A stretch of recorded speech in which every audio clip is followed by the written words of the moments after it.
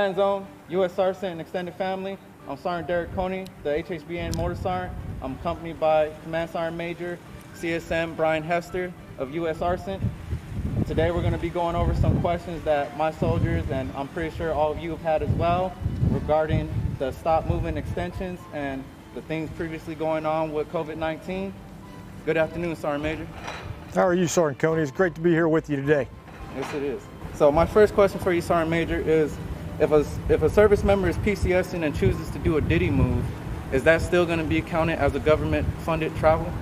Yes, so the Department of Defense is taking a look at personal procured moves in a lot of different ways. The first thing I'd like to tell people is that the Army is going to take care of them as they PCS. And as we move into this summer cycle of PCSing, the Army is looking to incentivize personally procured moves. And what they're doing right now is they're taking a short survey of those that are scheduled to PCS this summer to see if they'd be interested in doing a personally procured move. And then they're going to take the information from those surveys, they're going to wind it up, and they're going to give it to our Department of Defense senior leaders and our Department of the Army senior leaders to make some changes for incentives for personally procured moves. All right, Sergeant Major. So we'll be looking forward to those. So my second question for you is, once the states and the government opens back up, is there going to be something that the DOD or the Army itself is going to do in order to take precaution for the service members, the civilians, and the spouses, just in case another outbreak arises? Well, I think we all realize that the mitigation measures for COVID-19 are going to be around for a short period of time. I think the biggest thing that we have to do is we have to maintain the current processes that we have that are outlined by the CDC and are outlined by our medical professionals and providers. We know that, washing our hands, good personal hygiene, we know that keeping social distances, and we also know that covering our face with a face mask helps prevent the spread of the virus. We're going to continue to make sure that we educate our soldiers and inform our family members and our civilians as we start to open the country back up, as we start to open our posts and our installations back up. We have to maintain safe distance. We have to maintain those mitigation measures that are in place to ensure that we do not inadvertently transmit this, even if we could potentially be asymptomatic, or we could be a carrier of the virus and not know that we have it. So we got to maintain good social distance. We got to maintain good personal hygiene, and we got to maintain those face masks that we're all working hard to provide our soldiers and family members with. Roger that, Sergeant Major. So my third question for you is, when it comes to the USARCENT and the waiver of travel, what is the command team deeming as key and essential for positions to be traveled, as in, a position in Kuwait needs to be filled by someone here at USARCENT? How are we going to go about that waiver for them to get there?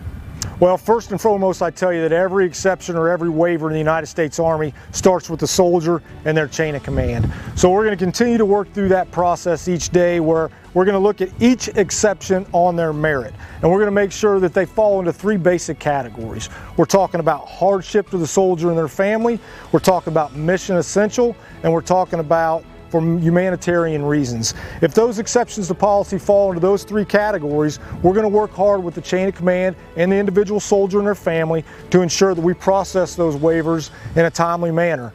And really, it's about making sure that we're building readiness all across our formations. We're getting soldiers to the right place at the right time, and we're not going to allow the COVID-19 outbreak to stop the mission essential travel, the hardship travel, and the humanitarian travel of our soldiers and our family members. All right.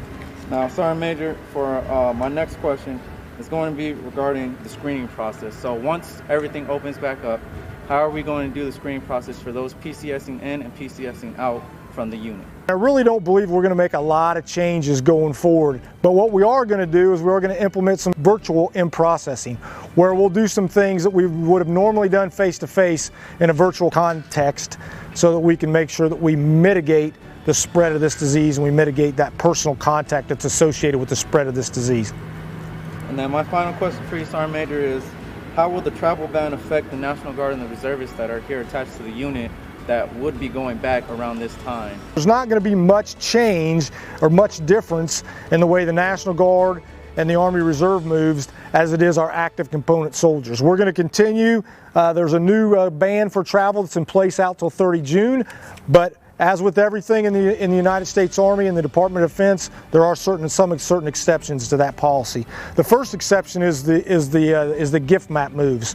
Those gift map moves are going to remain in place. That's for our deploying and non-deploying soldiers. We're going to continue to push people where the Joint Force Commander needs them in the area of responsibility. And we're also going to make sure that regardless if you're a Compo 1, 2, or 3 soldier, if there's an exception that needs to fall into those 3 categories that we talked about, for mission essential travel, for humanitarian reasons, we're going to make sure that we get those soldiers in the right place at the right time, ready to perform their duties and to get after the mission forward. All right, Sergeant Major, I appreciate the time you took out to explain to us some of these questions that we had. And for everyone at the USARCENT, I hope you guys stay well, and I hope everything goes well for you guys. Stay safe. Pat and Zone.